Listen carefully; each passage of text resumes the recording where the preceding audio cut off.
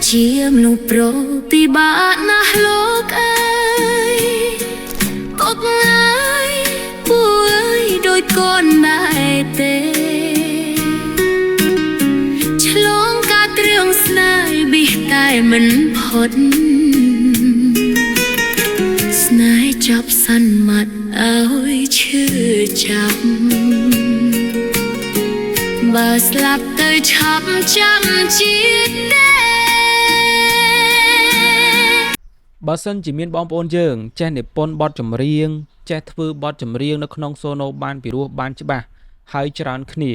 តើនឹងមានផលលំបាកអីមកដល់យើងគ្រប់គ្នាដែរឬមួយក៏អត់ចម្លើយនោះគឺថាមានបងប្អូនហេតុអីហើយនៅក្នុងវីដេអូនេះខ្ញុំនឹងមកបរៀនបងប្អូនពីរបៀបធ្វើបទចម្រៀងខ្មែរឲ្យច្បាស់ហើយនឹងប្រាប់ពីតិចនិចរបៀបមួយចំនួនទូចដែលខ្ញុំអាចចែករំលែកទៅបានហ្នឹងហើយដោយសារតែឃើញបងប្អូនជាច្រើនដែលគាត់អត់សូវចេះសរសេរប្រូលហើយនិយាយទៅគាត់ចេះសរសេរដែរបងប្អូនប៉ុន្តែគាត់អត់សូវចេះសរសេរប្រូលដាក់ចូលមកក្នុង Sono ដោយសារតែ Sono គឺជា website របស់ពួកបរទេសអញ្ចឹងបើសិនជាយើងអត់ដឹងពីរបៀបរបបក្នុងការសរសេរទេយើងក៏ពិបាកធ្វើបទចម្រៀងនឹងចេញមកព្រោះដែរហើយការធ្វើបទចម្រៀងនេះគឺខ្ញុំធ្វើបទខ្មែរយើងតាំងតែពីមួយឆ្នាំមុនមកម្លេះហ្នឹងហើយក៏វីដេអូក៏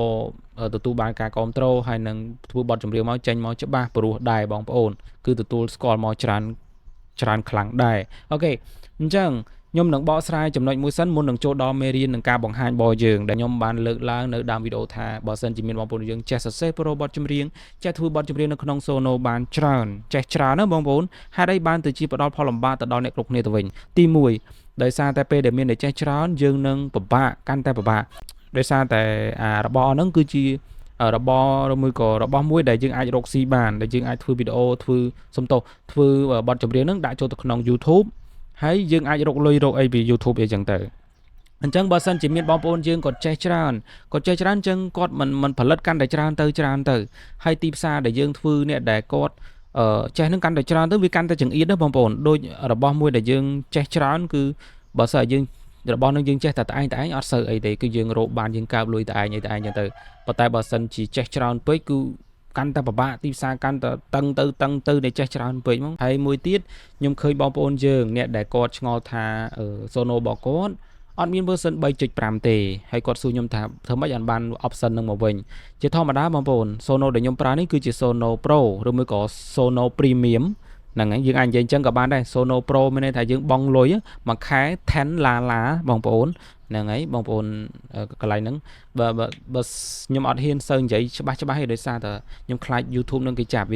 ថាយើងនឹងរកស៊ីរកអីចឹងណាបងប្អូនអញ្ចឹងតាមហ្នឹងណាបងប្អូនសង្ឃឹមតែបងប្អូនយល់អូខេអញ្ចឹងបងមកការប្រធានបទរបស់យើងវិញទាក់ទងទៅនឹងដែលខ្ញុំបង្រៀនណាបងប្អូនមានបងប្អូនយើងខ្លះគាត់ក៏តេស្តសាកល្បងឯនេះគឺជា prompt code នេះគឺជា keyword ណាបងប្អូន keyword prompt code ដែលខ្ញុំគេហៅថា style music ហ្នឹងគឺមានបងប្អូនយើងក៏តេស្តតាមខ្ញុំដែរប៉ុន្តែនៅតែច្រៀងអត់ច្បាស់ឥឡូវខ្ញុំ play របស់គាត់របស់គាត់ខ្ញុំយាយគូលតនហើយអ្នកអត់តាន់វាយខ្ញុំប៉ុន្តែហានរំនុនឃើញអត់បងប្អូនគាត់ដាក់ដូចខ្ញុំដែរប៉ុន្តែច្រៀងអត់ច្បាស់ទេគឺអា prompt code នេះគឺជា prompt code របស់ខ្ញុំដែលខ្ញុំបានបរៀនដែលបានណែនាំគ្នាយើងប្រើសរសេរបែបអញ្ចឹងហ្នឹងនៅក្នុងវីដេអូរបស់ខ្ញុំឃើញបងប្អូនតេស្តតាមខ្ញុំច្រើនដែរប៉ុន្តែបងប្អូនសង្កេតឃើញអត់ថានៅក្នុង version ដែលគាត់ប្រើហ្នឹង version ប្រហែលគឺ 4.5 all ហ្នឹងគឺជា version free ទេអញ្ចឹងអត់អាចធ្វើច្បាស់ទេបងប្អូនអត់អាចធ្វើច្បាស់ទេហ្នឹងហើយបងប្អូនចង់តេស្តលុះត្រាតែបងប្អូនហ្នឹងគឺចំណាយលុយហើយខ្ញុំបញ្ជាក់កន្លែងហ្នឹងបើសិនជាបងប្អូនចង់តេស្តចង់សាកល្បងហ្នឹងគឺបងប្អូនត្រូវតែប្រើ version ដូចជាខ្ញុំ version 5 version Pro version បង់លុយបើ version free អត់មានទេហើយក៏ធ្វើអត់បានដែរខ្ញុំបញ្ជាក់កន្លែងហ្នឹងអញ្ចឹងបងប្អូនមិនបាច់ទៅតេស្តមិនបាច់ទៅនេះទេគឺវាអត់ច្បាស់ទេឃើញបងប្អូនតេស្តតាមខ្ញុំច្រើនណាប៉ុន្តែវាអត់ច្បាស់ទេអូខេអញ្ចឹងកន្លែងហ្នឹងគឺខ្ញុំសូមឆ្លៀតប្រម៉ូទពាណិជ្ជកម្មបន្តិចចឹងបើសិនជាបងប្អូនអ្នកដែលគាត់ចង់ធ្វើ content មេតិកាបទចម្រៀងទាំង content ចម្រៀងអង់គ្លេសឬមួយក៏ចម្រៀងខ្មែរបងប្អូនអាចរៀនជាមួយនឹងខ្ញុំបានដែលនៅក្នុងមេរៀននោះគឺខ្ញុំមានបង្រៀនតាក់ទងទៅនឹងរបៀបសរសេរប្រូធ្វើម៉េចនៅក្នុង Sono ហ្នឹងគេសរសេរបែបម៉េចដោយសារតែជាធម្មតាការសរសេរប្រូនេះបងប្អូននេះដូចបងប្អូនសរសេរនេះគឺសរសេរមិនត្រឹមត្រូវទេនៅក្នុង Sono គឺគេសរសេរបែបតម្រង់បែបផ្សេងហើយ នៅក្នុងនៃ AI វាទៅបែបផ្សេងបងប្អូនយល់អត់បងប្អូនដែលសរសេរប្រូនេះគឺប្រូចេញពី AI ចេញពី ChatGPT ចេញពី Gemini អីចឹងទៅប៉ុន្តែតម្រង់ដែលសរសេរវាសរសេរឲ្យយើងមកហ្នឹងគឺជាតម្រង់មួយដែលជាតម្រង់បែបបរទេសតែមិនមែនជាខ្មែរទេតម្រង់បទរបស់ខ្មែរគឺមានបទពាក្យ7បទកកតិបទពាក្យ7បទអីណាណៃទៀតអីច្រើនខ្ញុំចាំតែប៉ុណ្្នឹងអញ្ចឹងបងប្អូនគ្រាន់តែថាគឺគេមានពាក្យបែបបទគេបែបហ្នឹងប៉ុន្តែពួកបរទេស AI ហ្នឹងគឺវាអត់ស្គាល់ខ្មែរយើងនឹងតម្រង់មកទេកំណាប់នឹងប្រមាណជួនកន្លែងណាអីកន្លែងណាហើយមានប្រមាណពាក្យប្រមាណព្យាង្គអីចឹងទៅវាអត់ដឹងទេអញ្ចឹងវាទៅសេតម្រង់មកគឺតម្រង់បរទេសយកហ្មងនៅបងប្អូនមើលសង្កេតមើលខ្លួនឯងទៅបើអញ្ចឹងមែនអត់បើដូចខ្ញុំថាមែនអត់អញ្ចឹងមែនអត់គឺអញ្ចឹងពិតមែននឹងឯងហ្នឹងហើយអញ្ចឹងខ្ញុំនឹងបរៀនអ្នកនរគ្នាពីរបៀបរៀបពាក្យរៀបព្យាង្គហើយដើម្បីឲ្យវាច្រៀងចេញមកចេញភ្លេងមកព្រោះតាមអ្វីដែលយើងចង់បានអីចឹងណាហ្នឹងហើយសម្រាប់អ្នកដែលគាត់ធ្វើចម្រៀងបែបបរទេសអង់គ្លេសអ្នកដែលគាត់ធ្វើតាមគេដែលល្បីមហឹកធំហ្នឹងធ្វើតាមគេហើយបែរជាផុសទៅអត់មានអ្នកមើលឃើញគេធ្វើទៅបាន view ច្រើនបានលុយបានអីរាប់ពាន់អីចឹងទៅស្រាប់តែចង់ធ្វើដូចគេដែរពេលដែលធ្វើទៅបានតែមួយឆាវហើយអត់មាន view បោះបង់ចោលហ្នឹងហើយអញ្ចឹងកន្លែងហ្នឹងបើសិនជាបងប្អូនចង់ជោគជ័យជាមួយនឹង content មេត្តាបទចម្រៀងហ្នឹងហើយចង់ផុសទៅមាន view ទៅរហូតមិនថាតិចឬច្រើនទេប៉ុន្តែ view ទៅរហូតអីចឹងបងប្អូនអញ្ចឹងកន្លែងហ្នឹងក៏ខ្ញុំមានកលឹះហើយនឹងមាន tip សម្រាប់ឲ្យបងប្អូននឹងយកទៅធ្វើដែរអូខេអញ្ចឹងមេរៀនរបស់ខ្ញុំគឺមានណាបងប្អូនអាចឆាតតាក់ទងទៅកាន់ខ្ញុំតាមរយៈ Facebook page ក៏បានតាមរយៈ Telegram ផ្ទាល់ខ្លួនរបស់ខ្ញុំក៏បានដែរហើយ link នៅក្នុង description មួយនេះអូខេអញ្ចឹងបកមកកាន់មេរៀនរបស់យើងវិញខ្ញុំនឹងបង្ហាញតាក់ទងទៅនឹងរបៀបខ្លះៗដែលខ្ញុំអាចបង្ហាញបងប្អូនបានអូខេតោះអញ្ចឹងឥឡូវខ្ញុំសុំ copy style នេះ style របស់ខ្ញុំដែលខ្ញុំធ្វើបទខ្មែរណាបងប្អូនហ្នឹងហើយអញ្ចឹងខ្ញុំដាក់នេះមក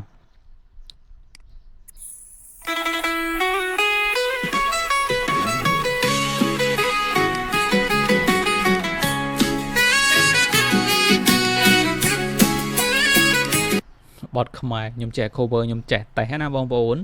ហ្នឹងហើយតោះបងប្អូនតោះអានេះគឺខ្ញុំទៅសេឲ្យ AI សរសេរបងប្អូនមិនមែនខ្ញុំទៅសេនេះណាខ្ញុំឲ្យ AI ហ្នឹងគឺជាអ្នកសរសេរដោយសារតែខ្ញុំឃើញបងប្អូនហ្នឹងឲ្យ AI សរសេរច្រើនអញ្ចឹងខ្ញុំក៏តេស្តដែរទៅហ្នឹងហើយអញ្ចឹងអានេះគឺជាប្រូរបស់ AI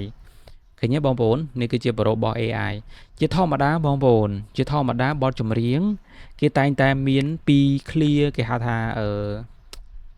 មែនពីហ្នឹងហើយយើងអាចថា2 clear គឺតម្រង់បែបនេះបងប្អូនមកគូបែបនេះគឺវាមានតម្រង់បែបនេះបងប្អូនតែងតែឃើញបទចម្រៀងគេសរសេរជាគូជាតម្រង់បែបនេះអាណាសំទោសជាតម្រង់បែបនេះ4មកគូគេហៅថាមក clear មកវគ្គបងប្អូនអញ្ចឹងនឹងសំទោសគេហៅមកវគ្គណាគេមានមកវគ្គគេមាន4 clear ហ្នឹងហើយមកវគ្គគេមាន4 clear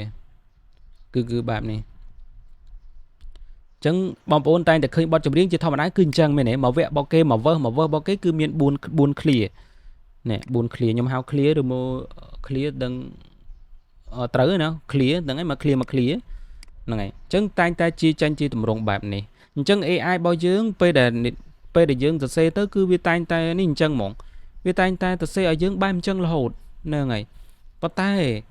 យើងអាចថាបើសិនជាយើងចេះសរសេរយើងដឹងពី technique យើងចេះសរសេរប្រូយើងមិនមែនឲ្យ AI ហ្នឹងយកមកវាសរសេរឲ្យយើងហ្នឹង 100% ទេបងប្អូនចេញមកគឺអត់ព្រោះទេសូម្បីតែបងប្អូនមុននឹង copy paste ចេញពី Google សំទោសចេញពី ChatGPT ដែលឲ្យវាសរសេរឲ្យហ្នឹងបងប្អូនយកមក paste មកបងប្អូនអានប្រូដែលវាសរសេរឲ្យបងប្អូនក៏យល់ថាប្រូហ្នឹងគឺបែកស្លុយដែរមែនទេហ្នឹងហើយអញ្ចឹងបើប្រូបែកស្លុយធ្វើមកក៏វាមិនព្រោះដែរហ្នឹងហើយសូម្បីតែខ្លួនឯងហ្នឹងស្ដាប់ឬមួយក៏អានប្រយោគដែលឲ្យ AI សរសេរឲ្យមកហ្នឹងក៏វាអានមិនយល់មិននេះខ្លួនឯងផងហើយចោះតរំអ្នកស្ដាប់តើអ្នកស្ដាប់នឹងគេនឹងចូលចិត្តបទចម្រៀងរបស់យើងអត់មិនអាចទេបងប្អូនហើយមានបងប្អូនយើងជាច្រើនពេលដែលធ្វើបទចម្រៀងចេញមកច្រៀងមកមិនច្បាស់ច្រៀងមកប្រូមិនដឹងច្រៀងទៅណាទៅណីទេដូចប្រូដែលខ្ញុំកំពុងតែផាសចូលនេះអញ្ចឹងបងប្អូនប៉ុន្តែនេះគឺខ្ញុំកែគុណអីតិចតួចណាបងប្អូនហ្នឹងហើយអញ្ចឹង AI វាសរសេរមកគឺនៃវាដូចវាអត់មានពលឹងពលះវាមិនមែនជាមនុស្សសរសេរអញ្ចឹងឯងហ្នឹងហើយអ្នកខ្លះគាត់ឲ្យ AI ChatGPT Gemini សរសេរមកគាត់យកមកផាសឆៅយកហ្មងហ ហើយទាំងតែអត្តន័យនឹងវាមិនដឹងនៅណានៅណីទេហើយគាត់រំពឹងថាពេលដែលគាត់ផុសចេញទៅនឹងមានអ្នកស្ដាប់ច្រើននឹងមានអ្នកចូលចិត្តច្រើនទាំងដែលខ្លួនឯងអានទៅមិនចូលចិត្តផងហើយទាំងដែលខ្លួនឯងស្ដាប់ខ្លួនឯងមិនចូលចិត្តផងឲ្យគេរំពឹងឲ្យគេនឹងចូលចិត្តណាបងប្អូនវាមិនអាចទៅរួចទេបើសិនជាខ្លួនឯងស្ដាប់មិនព្រោះហើយចោះគេនឹងស្ដាប់ព្រោះដែរអត់មិនព្រោះដូចតែគ្នានឹងគេក៏ដូចជាយើងដូចតែគេប៉ុន្តែបើសិនជាយើងស្ដាប់ខ្លួនឯងព្រោះគេអ្នកផ្សេងអាចនឹងមានអ្នកស្ដាប់ព្រោះដូចជាយើងដែរឬមួយក៏អាចមានអ្នកមិនសូវចូលចិត្ត1 2អីចឹងទៅអញ្ចឹងភាគរយនៃការចូលចិត្តវាអាចមានច្រើនជាងហ្នឹងប៉ុន្តែបើសិនជាបទចម្រៀងហ្នឹងយើងស្ដាប់ខ្លួនឯងមើលមិនយល់មិនព្រោះហើយយើងមើលអានអត្ថបទហ្នឹងមើលទៅមិនយល់ដល់ខ្លួនឯងហើយអ្នកស្ដាប់ហ្នឹងគឺកាន់តែទៅទៀតដែរអូខេអញ្ចឹងប៉ុណ្្នឹងឥឡូវខ្ញុំសាក generate bot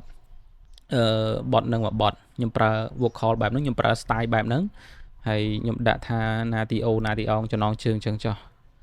ចឹងខ្ញុំដាក់ទៅចំណងជើងកន្លែងនេះមកហ្នឹងហើយខ្ញុំកំណត់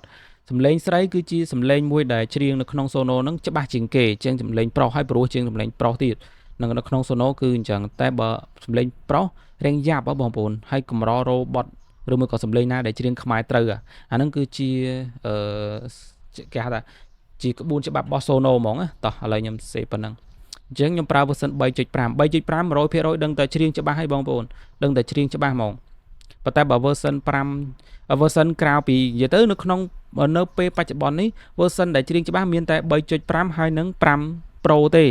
នេះបងប្អូនឥឡូវវាលេងមាន beta ហើយបងប្អូនអាប់ដេតបានជោគជ័យ 100% ហើយគេលេងដាក់ជា beta ហើយមានន័យថាគេត្រៀម version 5 ឬមួយក៏6ថែមទៀតនេះបងប្អូនឃើញអត់អញ្ចឹងឥឡូវខ្ញុំសាក version 5 មុនសិនបន្ទាប់មកចាំខ្ញុំសាក version 3.5 ដឹងតែច្បាស់ 100% ប៉ុន្តែបើ version 5អាចនឹងមានពេលដែលយើងចេះតែម្ដងពីរដងអីអត់ទាន់ច្បាស់ទេបងប្អូនគឺអញ្ចឹងអាហ្នឹងគឺជាច្បាប់ក្បួនឬមួយក៏វាធម្មតាបែបធម្មតាគឺអញ្ចឹងបងប្អូន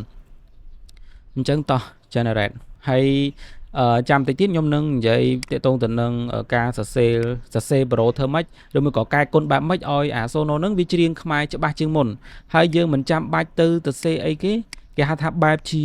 គេហៅ style រ៉ូម៉ាំងអក្សររ៉ូម៉ាំងបងប្អូនជាស៊ីងខ្មែរដូចថាអង់គ្លេសស៊ីងខ្មែរអាហ្នឹងហើយបើពាក្យអង់គ្លេសថារ៉ូម៉ាំងអក្សររ៉ូម៉ាំងហ្នឹងហើយតោះយើងមិនបាច់ទៅសេអក្សររ៉ូម៉ាំងឬមួយក៏ឡាតាំងអីទេហ្នឹងហើយតោះយើងទៅប៉ុណ្្នឹងសិនយើង create មកវីដេអូនេះរៀងវែងទៀតដែរបងប្អូនស្ដាប់ដាក់គុណនឹង2ទៅបើសិនជាខ្ញុំនិយាយទៅច្រើនតែវីដេអូត្រូវតែនិយាយច្រើនអញ្ចឹងបើមិននិយាយច្រើនមិនយល់តោះ let's go យល់ហើយសាកស្ដាប់តិចមើលរលោងអីគេ natio ខ្ញុំឲ្យ AI សរសេរឲ្យ Pro អស់ហ្នឹងខ្ញុំកែតិចតួចណាបងប្អូនមើលតាមហ្នឹងណាមើលឲ្យសង្កេតឲ្យមែនតើថាមានអីខុសប្លែកឬមួយក៏អត់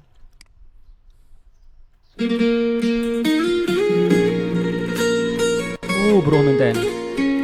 លេងព្រោះតែច្រៀងច្បាស់ឬមួយក៏មិនច្បាស់ដឹងទេចាំមើលគេស្អីតោះទៅទៀត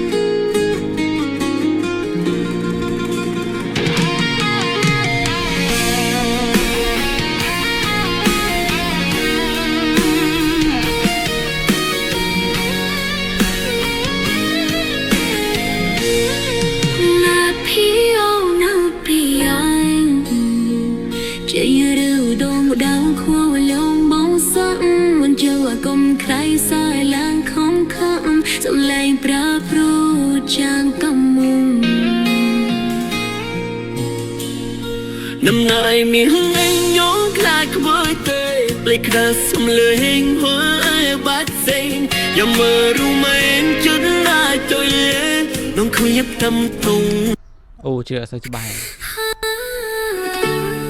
riêng mà lòng gan không mau lòng bờ sông ok តើឥឡូវយើងអានេះដោយសារតែ AI គឺជាអ្នកសរសេរ Pro ឲ្យខ្ញុំអញ្ចឹងមើលទៅដូចជាបើទោះបីជាយើងចេះតែប្រមាណដងក៏វានៅតែអាចមិនច្រៀងព្រោះឲ្យមិនច្បាស់ដែរបងប្អូនរៀងញ៉ៃអញ្ចឹងយើងយកគេហៅថា lyric ណាដែលវាត្រូវ standard យកមកអានេះគឺជាទម្រង់ AI ទេបងប្អូនអញ្ចឹងមើលទៅបងប្អូនមើលទៅគឺថាវាញ៉ៃ Pro ញ៉ៃអញ្ចឹងតោះឥឡូវយើងទៅ Pro standard ហ្មងបងប្អូនខ្ញុំសុំបិទកន្លែងនេះបន្តិចចឹងយើងផាសទម្រង់គេហៅថា Pro ដែល standard ដែលត្រឹមត្រូវដោយសារតែ Pro ដែលខ្ញុំផាសមកហ្នឹងគឺជា Pro មួយដែលខ្ញុំឲ្យ AI សរសេរទេឃើញអត់បងប្អូនឲ្យ AI សរសេរគឺវាអត់សូវជានេះហ្មងទេលុះត្រាតែយើងដឹងក្បួនលុះត្រាតែយើងចេះកែហើយចេះដឹងថាមិនអីមិនកែទៅមិនអីមិនបងប្អូនបើសិនជាយើងឲ្យ AI Chat GPT អីឬមួយក៏ Gemini នឹងគាត់បង្កើត Pro មក បើយើងមិនកែសោះយើងខ្ជិលបងប្អូនចាញ់មកមិនព្រោះទេអញ្ចឹងពឹងផ្អែកទៅលើយើងមានចំណេះដឹងទៅលើការនិពន្ធកំណាព្យឬមួយក៏ចេះសរសេរប្រូបទចម្រៀងដែរអូខេតោះអញ្ចឹងនេះអានេះគឺជាបទដែលខ្ញុំបានកែដែលខ្ញុំច្រៀងណាបងប្អូនហើយខ្ញុំកែហើយនេះគឺជាប្រូស្តង់ដាប្រូដែលត្រូវរបស់គេមានក្បួនខ្នាតបងគេឥឡូវខ្ញុំកែឲ្យបងប្អូនមើលមកប្រាវតោះអញ្ចឹងវីដេអូនេះអាចរៀងយូរ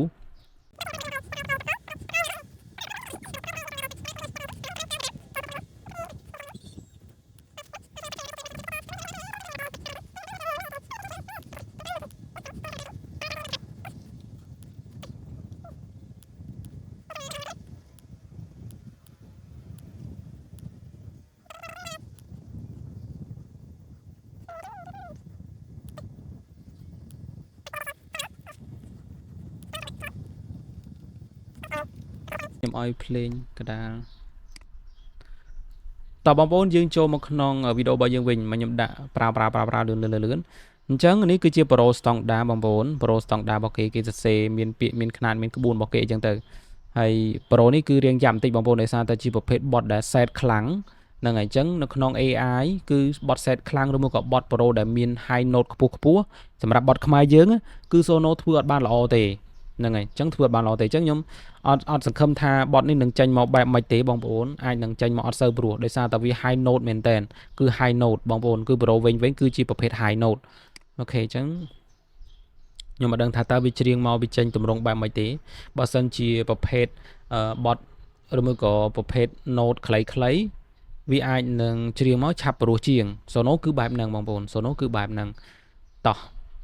ឥឡូវខ្ញុំសុំទម្លាក់អញ្ចឹងខ្ញុំសរសេរបែបហ្នឹងបងប្អូនហើយចំពោះការសរសេរប្រូបទចម្រៀងខ្មែរឲ្យច្បាស់បងប្អូនចំណុចទី1បងប្អូនត្រូវតែកែពាក្យពិបាកដូចពាក្យណាដែលប្រើគេហៅថាព្យាងតម្រួតចឹងត្រូវតែកែដូចជាពាក្យអីគេខ្លះខ្ញុំមើលឲ្យត្រួសអញ្ចឹងខ្ញុំអត់ចង់ចំណាយពេលច្រើនទៅលើរឿងហ្នឹងទេអញ្ចឹងខ្ញុំសូមប្រាប់ review ខ្លះៗបងប្អូនយកទៅកែខ្លួនឯងទៅ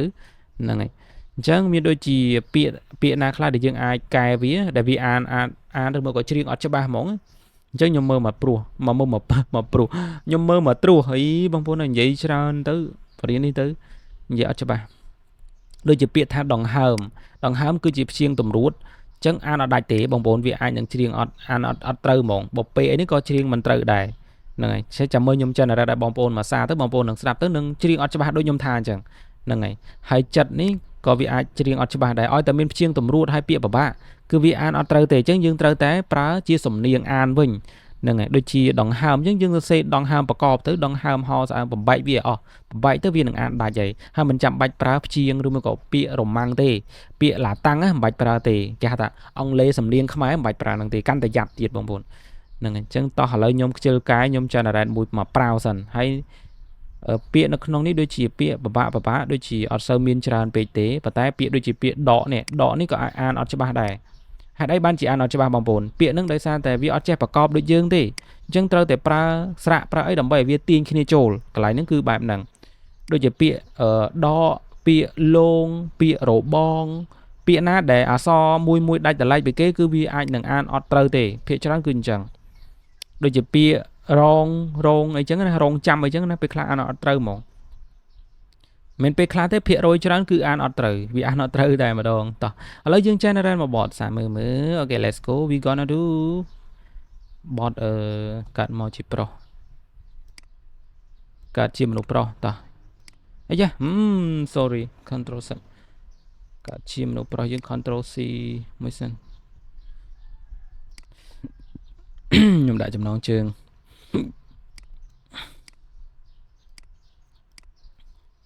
មេរៀនមួយគឺយូរទាក់ទងទៅនឹងបទចម្រៀងនេះមួយគឺត្រូវធ្វើយូរអត់អាចធ្វើខ្លីបានទេពីត្រូវធ្វើនេះយូរបងប្អូនត្រូវធ្វើបងប្អូនមើលយូរតោះ let's go បានហើយចាំមើលមានពាក្យណាខ្លះដែលវាច្រៀងអត់ច្បាស់ no high note មែនទេ high note pro high note ខ្លាំង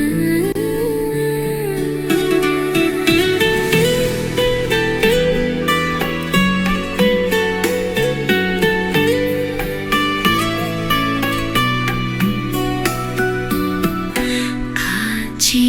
លំប្រងពីមិនដែលយល់អាយ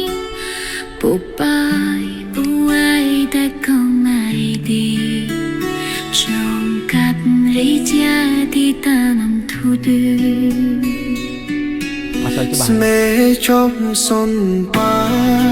អងឈឺចាប់បានស្លាប់គេឈប់ពីចាក់ជាតិទេ ជឿអត់សូវច្បាស់ sáng bom stay đã tìm ដូចប្រើសំឡេងថៃនៅឡើយ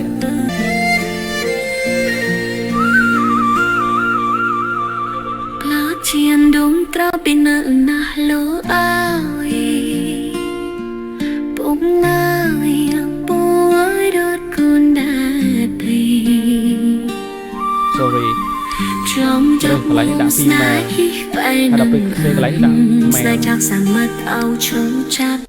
sorry មិញបងប្អូនកន្លែងនេះខ្ញុំដាក់ mail ហើយដល់ពេលកន្លែងនេះខ្ញុំដាក់ female វាច្រាស់គ្នាវាទាញគ្នាប្រយអញ្ចឹងយើងទៅសេឲ្យត្រូវមកយើងរើសកន្លែងនេះ female យើងដាក់កន្លែងនេះ female ដូចគ្នាតោះម្ដងទៀតយកតែបត់ស្រីសំឡេងស្រីសុទ្ធទេ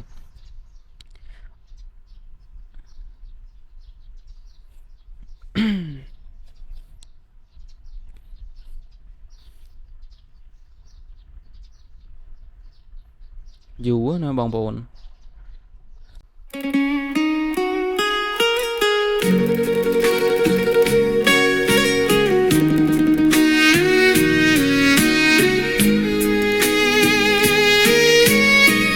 cả chiếm nụ pro thì bạn na lúc ấy tốt ngay buổi đôi con đại tê chlong cả trường snai bị tai mình phốt snai chop săn mặt áo chưa chắp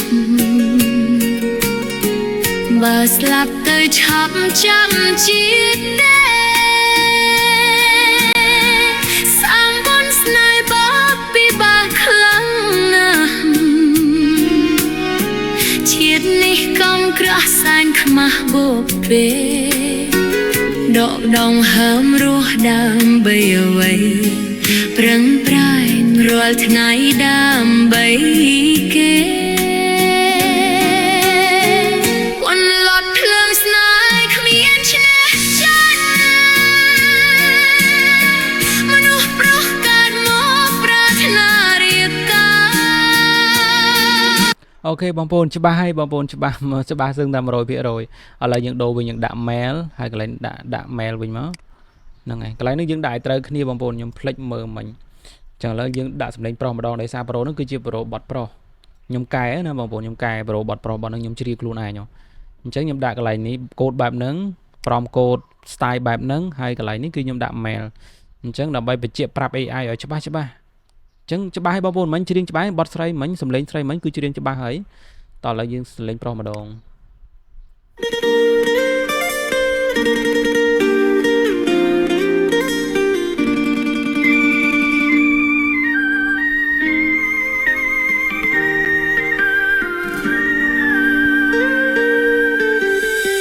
kể chuyện nụ prok bao nơi lỡ ta ចុះសុំទៅបងប្អូនដាក់តែខុសតន្តិចក៏វាអត់ច្បាស់ដែរអញ្ចឹងខ្ញុំកែសាថ្មីបងប្អូនមិនខ្ញុំដាក់អក្សរតូចអញ្ចឹងខ្ញុំដាក់អក្សរធំវិញបងប្អូន mail អក្សរធំហើយអានេះដូចគ្នាតោះម្ដងទៀតតែយើងសាកស្ដាប់បទទី2មិញវាច្រៀងត្រូវអត់ក្រែងបទទី1អត់ច្បាស់បទទី2ច្បាស់ក៏អាចថាបានដែរ cả chiêm ông pro khi bạc làm nung អូអត់ច្បាស់ដូចគ្នាតោះឥឡូវតោះអានេះម្ដងទៀត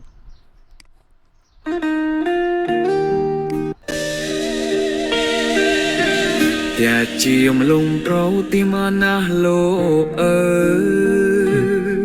សលេងប្រអត់សូវច្រៀងខ្មែរច្បាស់ទេដឹងមិន buai ra con nơ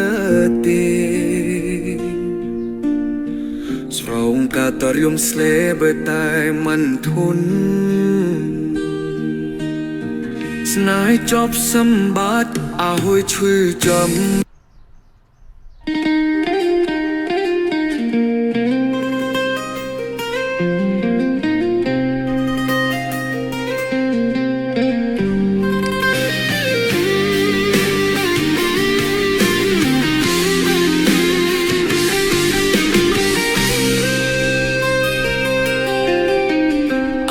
ជាងរោក្រគីម៉ាំងណែលូ អូខេបងប្អូនបត់ប្រុសនឹងគឺថាអត់ងាយច្បាស់ទេបងប្អូនអញ្ចឹងបើសិនជាបងប្អូន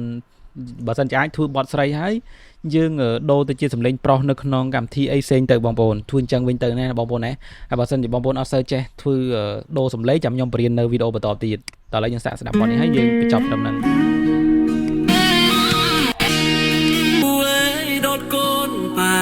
ទាំង អូសរុបទៅគឺថាបបាក់រោភ្លេងសំឡេងប្រុសនៅច្រៀងច្បាស់ខ្លាំងមែនទែនប៉ុន្តែមានតែបទស្រីដែលច្រៀងច្បាស់អូខេអញ្ចឹងវីដេអូរបស់ខ្ញុំមានតែប៉ុណ្្នឹងសិនណាបងប្អូនហ្នឹងហើយដោយសារតែវីដេអូហ្នឹងកុំឲ្យវែងខ្លាំងពេកអរបាទអរគុណ